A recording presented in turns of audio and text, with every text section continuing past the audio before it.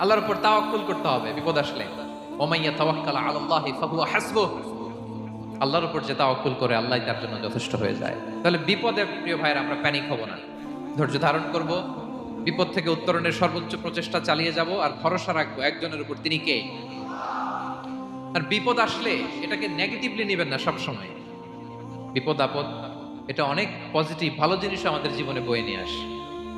শাইখুল ইসলাম ইবনু তাইমিয়া আলাইহি রাহমা উনি বলতেন, খুব দামি কথা, খুব হেভি ওয়েট কথা, মনোযোগ দিয়ে শুনুন। তিনি বলতেন, যে নেয়ামত তোমাকে আল্লাহ থেকে দূরে সরায়, ওই নেয়ামতের চেয়ে বিপদ ভালো যে বিপদ তোমাকে আল্লাহর দিকে ধাবিত করে। আই রিপিট, আমি আবারও বলি, যে নাজ নেয়ামত তোমাকে আল্লাহ থেকে দূরে সরিয়ে দেয়, সে নাজ নেয়ামতের চেয়ে ওই বিপদ আপদ ভালো যে বিপদ আপদ তোমাকে আল্লাহর কাছে টেনে দেয়। তাহলে বিপদ আপদ আসলে আপনি হতাশ হবেন? আর কখনো দুঃখ করবেন? মোয়ারের ভাইরা, আর মন খারাপ করবেন? আপনি খেয়াল করে দেখেন, বিপদ আসলে আমরা আল্লাহরে ডাকি বেশি। যখন অসুস্থ আপনি খেয়াল করেন তো, আল্লাহ আল্লাহ তুমি ছাড়া বাঁচানোর কেউ নাই, আল্লাহ আল্লাহ তুমি হেফাজত করো, আল্লাহ তুমি সুস্থ করে দাও। যখন লাইফ থ্রেট, দেখেন আপনি গুম হয়ে যেতে পারেন, আপনার কারাবন্দি করতে পারে, এরকম একটা বিপদের মধ্যে আছেন, তখন খেয়াল করেন তো আল্লাহর সাথে আপনার কানেক্টিভিটি, রিলেশনশিপটা কতটা ডেভেলপ হয়।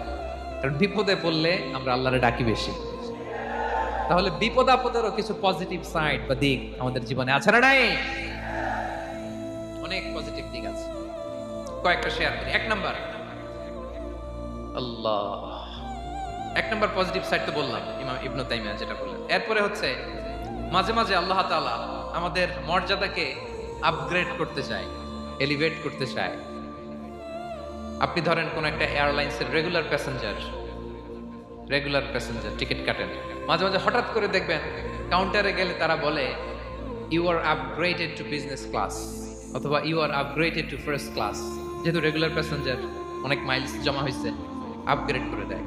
আল্লাহ তাআলা মাঝে মাঝে চায় তিনি আমাদের মর্যাদাকে, র্যাঙ্ক, এটাকে আপগ্রেড করবেন, কিন্তু আমার যে আমল আখলাকের অবস্থা, ওইটা দিয়ে ওই আপগ্রেড র্যাঙ্কে যাওয়ার সুযোগ নাই। বুঝতেছেন কথা?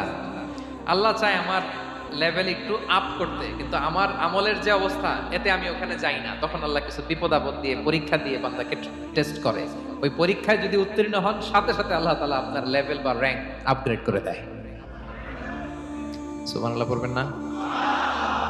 তাহলে লাভ না লস? আওয়াজ করে বলেন, লাভ না লস?